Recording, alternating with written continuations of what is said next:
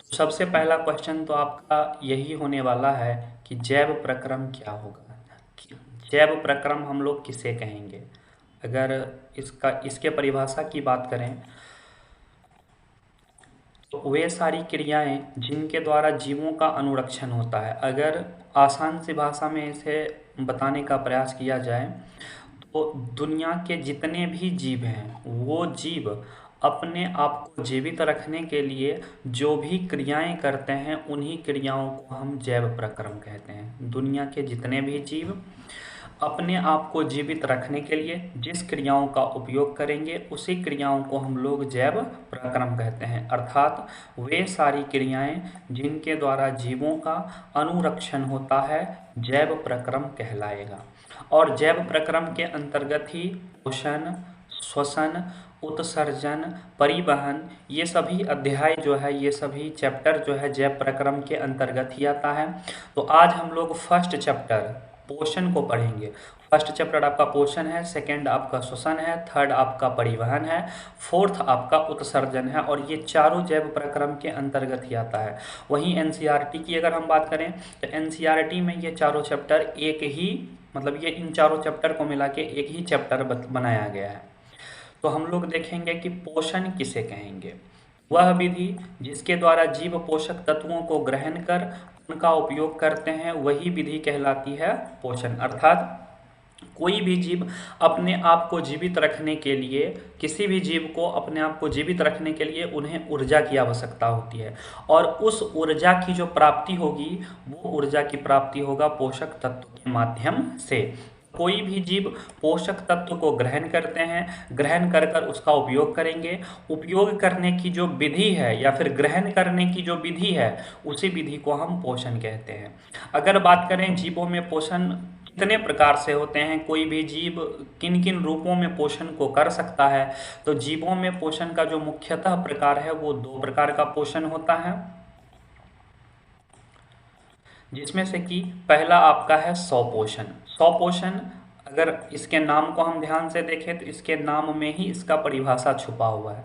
वैसे जीव जो भोजन प्राप्ति के लिए दूसरे जीवों पर निर्भर ना रहकर अपना भोजन स्वयं संश्लेषित करते हैं उन्हीं जीव को हम लोग कहते हैं स्वपोषी जीव।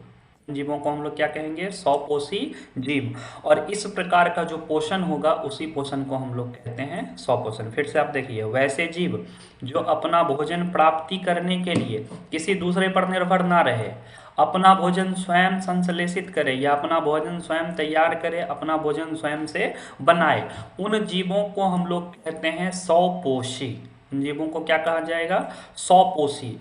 और ये स्वपोषी जीव पोषण की जिस विधि को अपनाते हैं, पोषण की उसी विधि को हम लोग कहते हैं स्वपोषण। इसके अंतर्गत सभी हरे पौधे, जितना भी हरा पौधा होगा, चाहे वो पौधा छोटा हो या फिर वो एक पेड़ का रूप ले चुका हो, हर एक पौधा स्वपोषण करता है और वह स्वपोषी होता है, क्योंकि पौधे प्रकाश संश्लेषण की क्रिया करते हैं। प्रकाश संश्लेषण की क्रिया के दौरान ये अपना भोजन स्वयं तैयार करते हैं। सभी और हरे पौधों के साथ साथ आपका शैवाल हो गया, शैवाल में भी स्पाइरोगाइरा और कैलोडोफोरा, ये दो शैवाल हैं जो कि स्वपोषण करते हैं और ये इन दोनों जीवों को हम लोग स्वपोषी कहेंगे और पोषण की जिस विधि का ये इस्तेमाल करेंगे वह पोषण स्वपोषण कहलाएगा।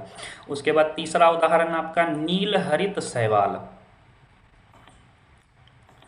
तीसरा उदाहरण आपका हो गया नील हरित शैवाल। नील हरित शैवाल में भी हम दो एग्जाम्पल देख रहे हैं, नॉस्टॉक और एनाबीना। ये दो ऐसे नील हरित शैवाल हैं जिसको हम लोग स्वपोषण की विधि के द्वारा ये अपना भोजन तैयार करते हैं और नॉस्टॉक और एनाबीना दोनों स्वपोषी जीव कहलाएंगे। दोनों के दोनों स्वपोषी जीव हैं जो स्वपोषण के द्वारा अपना भोजन तैयार करते हैं एवं उसको ग्रहण करते हैं।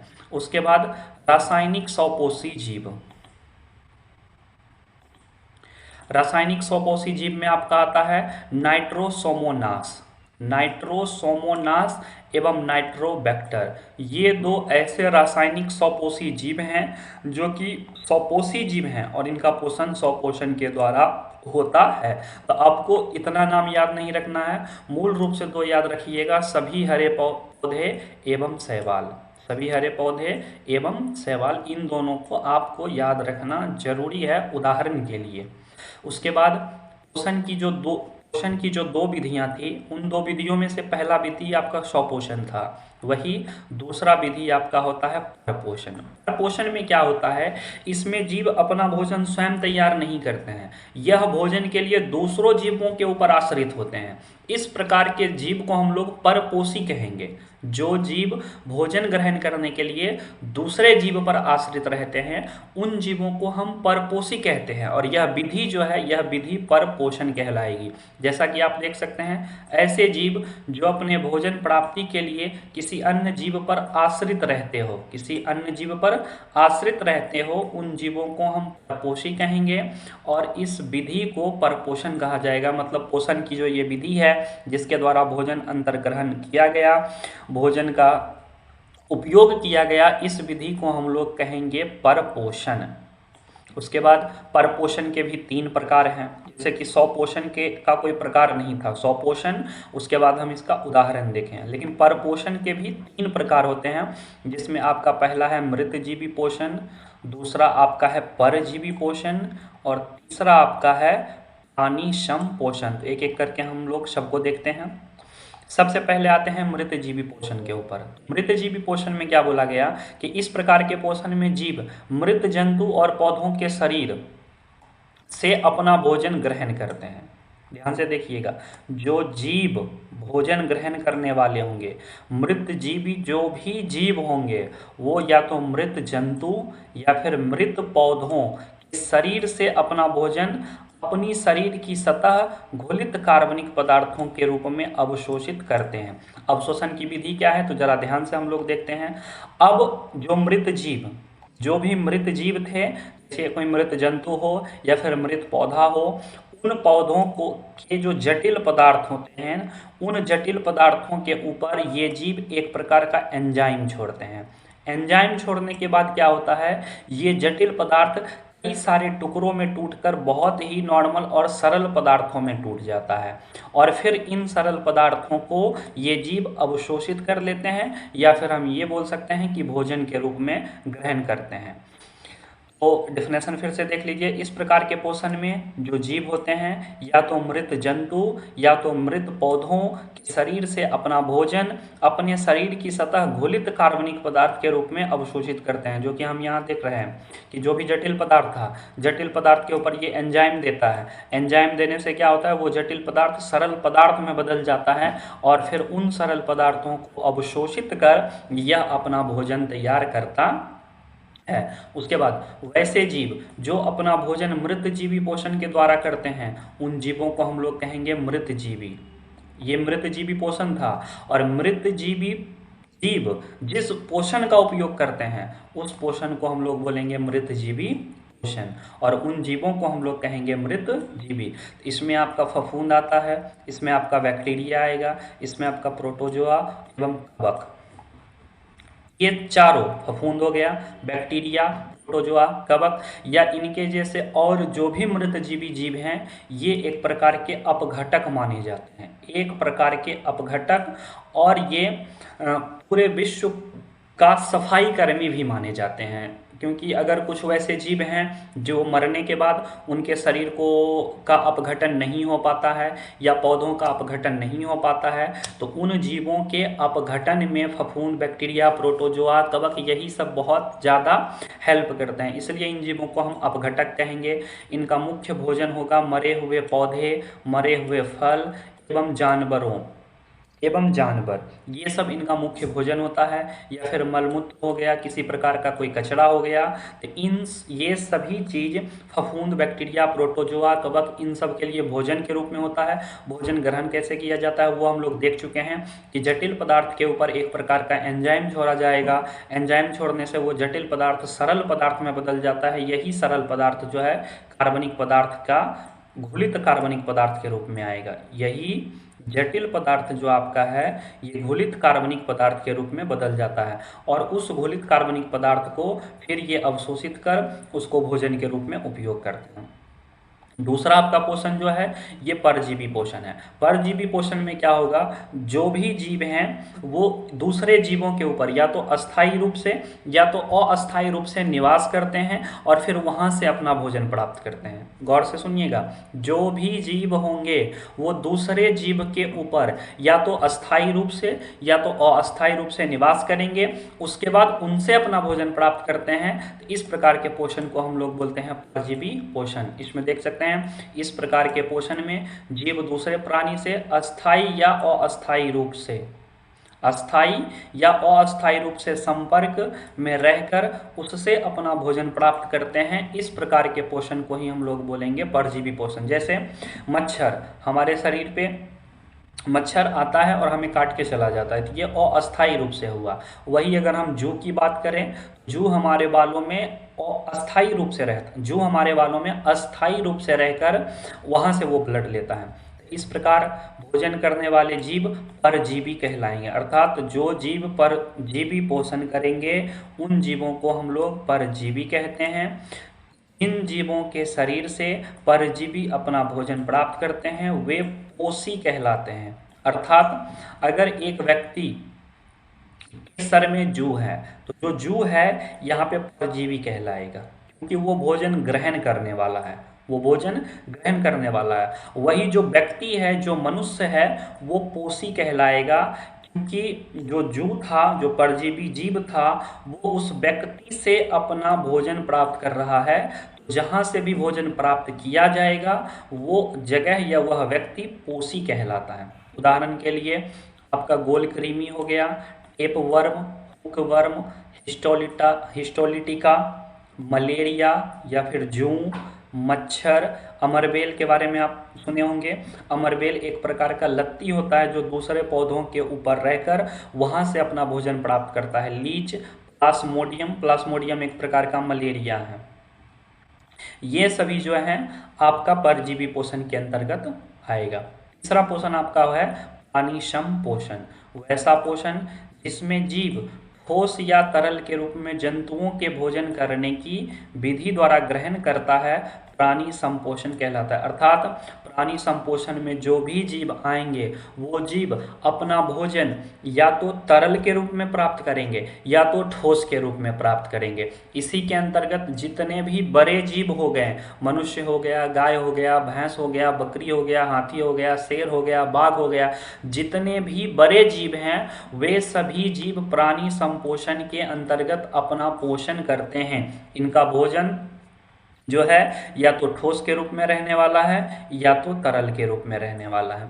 इस विधि से भोजन ग्रहण करने वाले जीवों को हम प्राणी समभोजी कहते हैं। तो ये नाम आप याद रखिएगा। पहला परजीवी, परजीवी जो परजीवी पोषण का उपयोग करते हैं। दूसरा हो गया आपका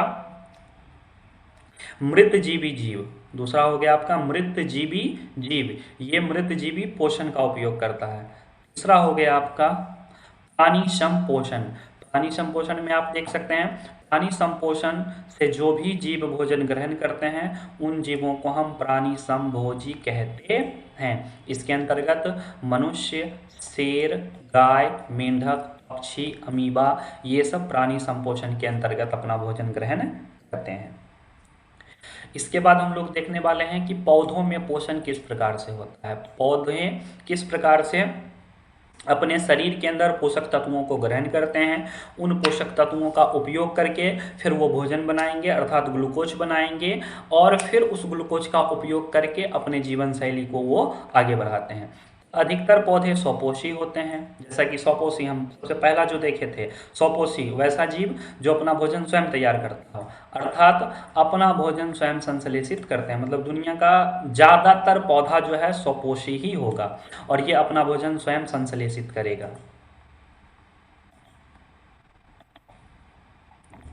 उसके बाद प्रकाश संश्लेषण के द्वारा पौधे अपना भोजन तैयार करते हैं। पौधे अपना भोजन तैयार करने के लिए जिस विधि का यूज करते हैं उस विधि को हम लोग कहते हैं प्रकाश संश्लेषण। जैसे आपको पता होगा प्रकाश संश्लेषण के मुख्य 4 घटक होते हैं, जिसमें आपका पहला जल हो गया, जल, कार्बन डाइऑक्साइड, क्लोरोफिल, उसके बाद सूर्य प्रकाश। इन 4 घटकों की सहायता से पौधे अपना भोजन तैयार करते हैं, और उस विधि को, जिस विधि से वो भोजन बनाएंगे, उसी विधि को हम लोग बोलते हैं प्रकाश संश्लेषण। कुछ पौधों में प्रकाश संश्लेषण करने की क्षमता नहीं होती है, इसलिए वे दूसरों पर आश्रित रहते हैं। अब ऐसा नहीं है कि हर एक पौधा प्रकाश संश्लेषण कर ही लेगा। कुछ ऐसे पौधे भी होते हैं जिनमें प्रकाश संश्लेषण करने की क्षमता नहीं होती है।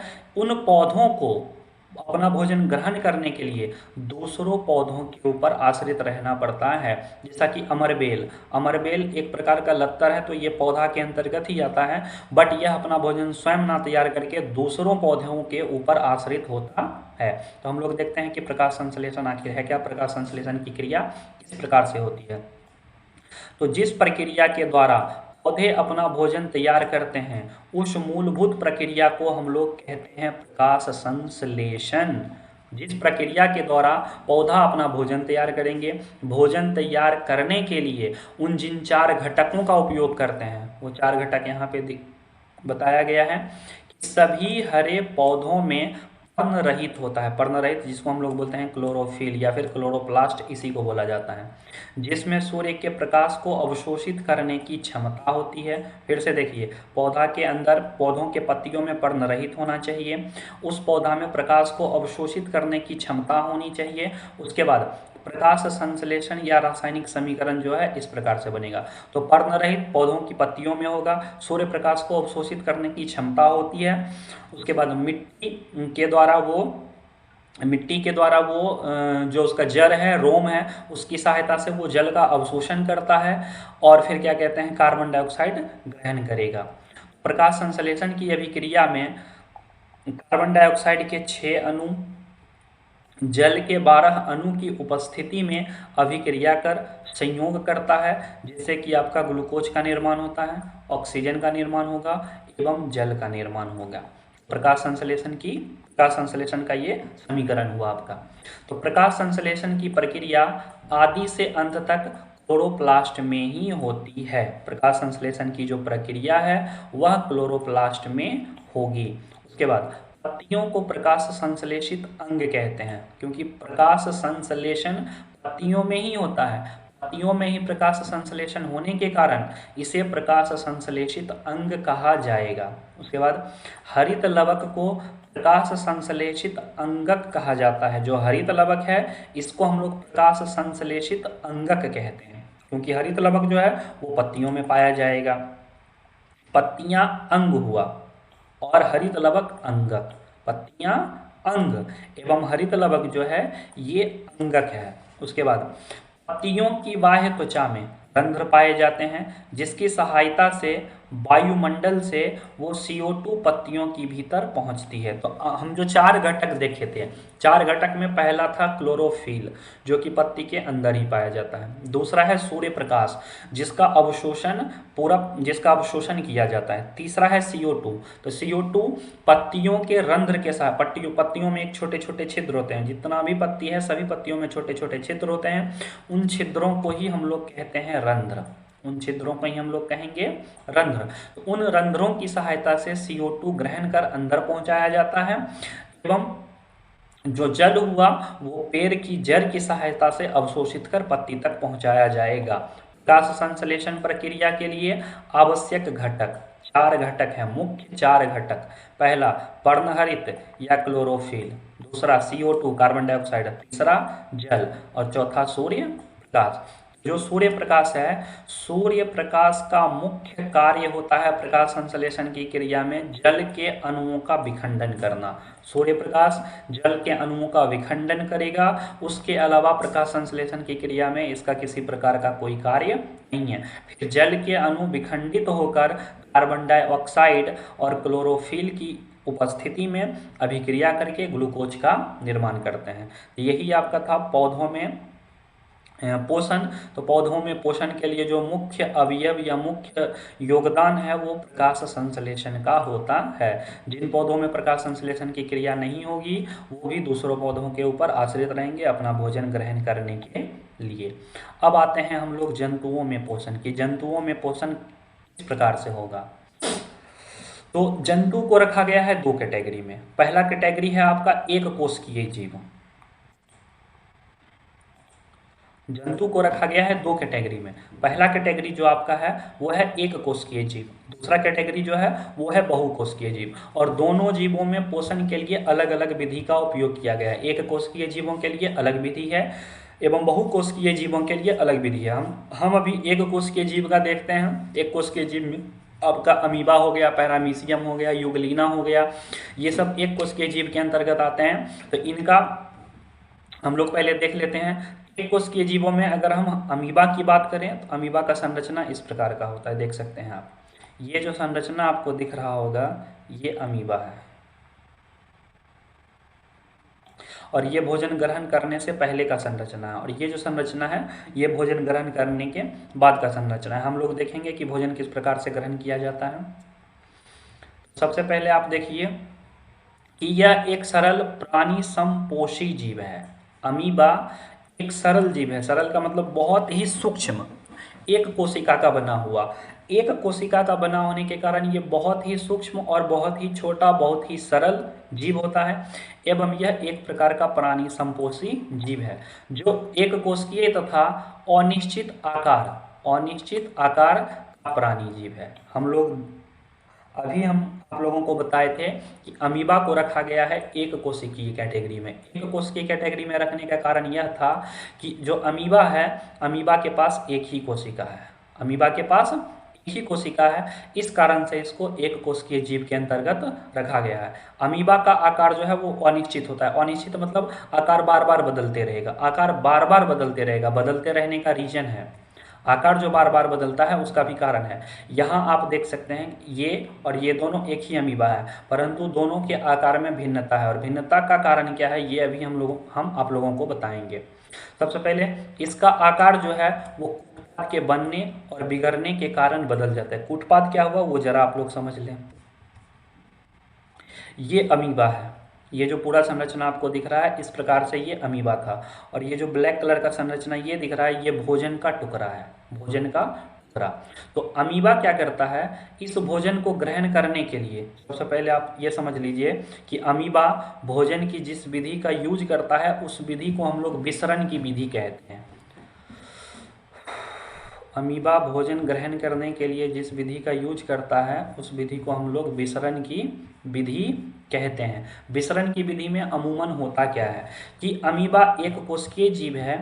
एक कोशिकीय जीव होने के कारण इसके पास कोई विशेष प्रकार का अंग नहीं है जिससे कि ये भोजन को ग्रहण कर पाए। अंग नहीं होने का कारण क्या है, तो एक कोशिकीय जीवों में एक कोशिका होता है।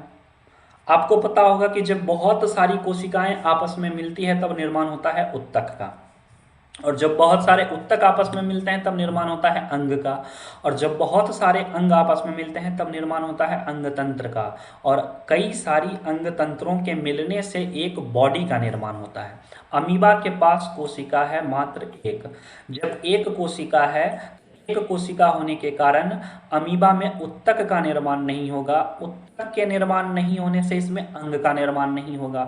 तो जो हम लोगों के पास भोजन ग्रहण करने के लिए एक विशेष अंग मुख गुहा दिया गया है, वो अमीबा के पास ऐसा कुछ नहीं है। अमीबा के पास कोई भी विशेष अंग नहीं है जिससे कि वो भोजन को ग्रहण कर सके। इसलिए अमीबा क्या करता है, अपने बॉडी को, ये जो आपको दिख रहा है ये बॉडी इस प्रकार से पहले ऐसे होगा, यहाँ से जैसे ही ये भोजन का टुकड़ा दिखा, भोजन के टुकड़े को देखने के साथ ये अपने बॉडी के स्ट्रक्चर को इस प्रकार से करके भोजन को चारों ओर से घेर लेती है। ये जो स्ट्रक्चर आपको ऐसे दिख रहा है, भोजन को ये चारों ओर से इस प्रकार से घेर लेती है। और अंततः आप देख सकते हैं इस संरचना में कि जो यहाँ वाला ये टुकड़ा था और जो यहाँ वाला ये टुकड़ा है, ये दोनों टुकड़ा आपस में ऐसे मिल जाता है। और यहाँ पे जो ये टुकड़ा दिख रहा है आपको, यहाँ पे जो आपको दिख रहा है ये यहाँ से टूट जाता है और ये इस प्रकार से बनेगा ऐसे। ये ऐसे करके भोजन को अपने अंदर ग्रहण कर लेगा। तो पहले अमीबा का आकार यहाँ तक था, फिर इसने आकार इस प्रकार से ये वाला संरचना और इस संरचना का निर्माण किया। इन संरचना को ही हम लोग कहते हैं कूटपाद। अब इस संरचना के बनने के कारण, अर्थात कूटपाद के बनने के कारण इसके आकार में परिवर्तन हो गया, क्योंकि अमीबा पहले यहाँ से इस प्रकार से एक प्लेन रूप में यहाँ तक ही था, यहाँ तक प्लेन रूप में था। लेकिन जैसे ही कूटपाद बना, कूटपाद बनने के कारण इसका आकार बदल गया। आकार जैसे ही भोजन फिर ये अपने शरीर के अंदर लाता है, फिर इस संरचना को, यहाँ जो आपको दिख रहा है ये वाला संरचना, इस संरचना को ये समाप्त कर देता है और इसका संरचना जो है फिर यहीं तक रहता है। ये इस प्रकार से बना लेता है ऐसे करके, जो कि आपको यहाँ दिख रहा होगा कि भोजन जो है इस बार अब शरीर के अंदर है। जो ऐसा संरचना ये वाला और जो ये वाला संरचना आपको देखने को मिल रहा था वो यहाँ अब नहीं है, दोनों एक ही अमीबा है। ये संरचना दोनों यहाँ पे नहीं है, तो इन दोनों संरचनाओं को ही हम लोग बोलते हैं कूटपाद। और कूटपाद के कारण ही अमीबा जो है इसका आकार जो है कूटपाद के बनने और बिगड़ने के कारण बदलता है। मतलब जब भोजन को ग्रहण करने के लिए कूटपाद बनाएगा उस समय इसका संरचना बदल गया, इसका आकार बदल गया। फिर भोजन को ग्रहण करने के साथ ही जब ये कूटपाद को बिगाड़ता है, बिगाड़ने का मतलब अपने बॉडी को फिर से ये ज्वाइंट कर लेता है, उस समय फिर से इसका आकार बदल जाएगा। इस कारण से हम लोग कहते हैं कि अमीबा अपना आकार जो है कूटपाद के बनने और बिगड़ने के कारण चेंज कर लेगा। उसके बाद यह कूटपादों की मदद से ही अपना भोजन ग्रहण करता है। जैसा कि आप यहाँ देख सकते हैं, ये और ये कूटपाद है। इसी को बनाने के बाद इसने भोजन को अपने बॉडी के अंदर, ये जो भोजन है अपने बॉडी के अंदर इसको ग्रहण किया, बॉडी के अंदर ग्रहण किया है। फिर है कि अमीबा में जो पोषण होगा, अमीबा में जो पोषण है या जो अंतर्ग्रहण है या जो पाचन है या जो बहिष्करण है, अमीबा में जो पोषण होगा, अंतर्ग्रहण होगा, पाचन होगा तथा बहिष्करण, यहाँ पे एक स्टेप छूट गया है, आप लोग लिख लीजिएगा। उस क्रिया को हम लोग बोलते हैं विसरण। उस क्रिया को आप लोग नोट कर लीजिएगा इसको, उस क्रिया को हम लोग बोलते हैं विसरण। यहाँ पे छूट गया है, यहाँ पे आपको लिखना है, यहाँ जस्ट यहाँ पे। अमीबा में पोषण, अंतर्ग्रहण, पाचन तथा बहिष्करण, ये चारों की चारों क्रियाएं जो हैं वो विसरण की क्रिया के द्वारा पूर्ण होती है। विसरण की क्रिया के द्वारा पूर्ण होने का कारण भी है कि अमीबा के पास अपना विशेष प्रकार का कोई अंग नहीं है। अमीबा के पास अगर अपना विशेष प्रकार का कोई अंग होता जहां से वो भोजन को ग्रहण कर सकता, या अमीबा के पास अपना कोई विशेष अंग होता जहां से वो उत्सर्जित पदार्थों को बाहर निकाल पाता, फिर कोई प्रॉब्लम नहीं था। लेकिन अमीबा के पास कोई अंग है ही नहीं। अंग नहीं होने के कारण, अंग नहीं होने का कारण है कि अमीबा के पास सिर्फ एक कोशिका है। इस कारण से अमीबा चाहे पोषण करे, अंतर्ग्रहण करे, पाचन करे या बहिष्करण करे, वह विसरण की क्रिया के द्वारा पूर्ण करता है। उसके बाद अमीबा का जो भोजन का पाचन है वो भोजन रसधानी में होता है। ये जो संरचना आपको दिख रहा है, ये वाला, ये छोटी छोटी संरचनाएं जो आपको दिख रही है, ये चाहे ये, यही सब है अमीबा का भोजन रसधानी। और यहीं पे अमीबा अपने भोजन का पाचन करती है। पाचन करने के बाद जो उत्सर्जन की क्रिया है वो फिलहाल हम चौथे चैप्टर में देखेंगे, उत्सर्जन चैप्टर में, कि अमीबा अपने पचे हुए भोजन को फिर बाहर कैसे निकालती है। अभी हम लोग ये देखें कि ये भोजन को ग्रहण कैसे करती है। ग्रहण करती है कूटपाद की सहायता से, और जो क्रिया है उस क्रिया को हम विसरण कहेंगे। उस क्रिया को हम लोग क्या कहेंगे? विसरण। तो अमीबा भोजन का पाचन कहाँ से करेगा? भोजन रसधानी की सहायता से। यही था अमीबा में भोजन का पूरा प्रोसेस। अमीबा के बाद दूसरा जो जीव है वो है पैरामीशियम। ये भी एक कोशिकीय जीव है। जो पैरामीशियम आपका है ये भी एक प्रकार का एक कोशिकीय जीव ही है। तो पैरामीशियम के बारे में देखिए बोला गया है कि यह एक कोशिकीय प्राणी समभोजी जीव है। उसमें क्या बताया गया था? प्राणी समपोषी। अमीबा क्या था? प्राणी समपोषी। जबकि पैरामीशियम क्या है? प्राणी समभोजी जीव। परंतु इसका जो आकार है, अमीबा का जो आकार है वो आकार निश्चित होता है। पैरामीशियम का आकार जो है वो आकार निश्चित होता है, जबकि अमीबा का आकार अनिश्चित था। इसका आकार क्या होगा? निश्चित। उसके बाद इसका शरीर प्रचलन अंगक सिलिया से ढका होता है, जैसा कि आप संरचना में देख सकते हैं। ये जो संरचना आपको दिख रहा है ये संरचना है पैरामीशियम का। और ये जो रोम सा ये वाला, ये जो बाहर निकला हुआ है, ये सभी ये इसी को हम लोग कहते हैं सिलिया। ये जो बाहर में चारों ओर से आपको दिख रहा होगा धागे नुमा संरचना, या फिर इसको बाल जैसा संरचना जो कि ऊपर की ओर निकला हुआ है, इस संरचना को ही हम लोग कहते हैं सिलिया। उसके बाद इस स्थान से पैरामीशियम भोजन को ग्रहण करेगा, ये इसका हुआ मुख्य द्वार, जहाँ से कि ये भोजन को ग्रहण कर यहाँ भेजेगा। फिर यहाँ से इस वाले हिस्से में जाता है, ये हिस्सा, ये हिस्सा, ये हिस्सा, चाहे ये हिस्सा, चाहे ये हिस्सा, ये सभी हिस्सा जो है कहलाता है अमीबा का भोजन रसधानी, जहाँ पे कि पैरामीशियम का भोजन रसधानी। बार बार मैं अमीबा बोल दे रहा हूँ, लेकिन इन सभी को, इसको, इसको, इसको, इसको, इन सबको हम लोग बोलेंगे पैरामीशियम का भोजन रसधानी। और यहीं पे ये हिस्सा, चाहे ये वाला हो, ये हो, ये हो, इन सभी जगहों पे भोजन रसधानी में ही पैरामीशियम अपने भोजन का पाचन करेगा। तो पैरामीशियम भोजन ग्रहण कहाँ से करता है? कोशिका मुख या साइटोस्टोम। पैरामीशियम जहाँ से भोजन को ग्रहण करेगा उस हिस्सा को हम लोग बोलेंगे कोशिका मुख, या फिर उसी हिस्सा को हम लोग बोलेंगे साइटोस्टोम। उसके बाद पैरामीशियम भोजन का पाचन कहाँ पे करेगा? भोजन रसधानी में। ये आपका पैरामीशियम का चित्र था। और पैरामीशियम का जो आकार है इसको लगभग चप्पल के आकार के जैसा माना जाता है, कि पैरामीशियम का जो संरचना होगा वो चप्पल के जैसा होगा। तो ये थोड़ा ज़्यादा गंदा हो गया, मिटा देता हूँ आपको।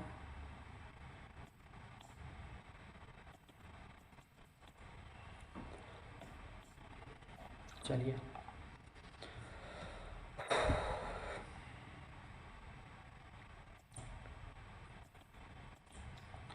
इसका शरीर पड़चलक अंगक सिलिया से ढका हुआ है, इसको हम लोग सिलिया बोलते हैं, पीछे भी हम आपको बता चुके हैं। उसके बाद पैरामीशियम में भोजन का अंतर्ग्रहण शरीर के एक निश्चित स्थान से होता है जिसे मुख गुहा कहते हैं। हम अभी आप लोगों को बताएं जहाँ से भोजन ग्रहण होता है, मतलब ये वाला जो हिस्सा है इसको हम लोग या तो कहेंगे मुख गुहा, या तो हम लोग कहेंगे कोशिका मुख, या इसी का नाम होगा साइटोस्टोम। इसी का नाम होगा साइटोस्टोम।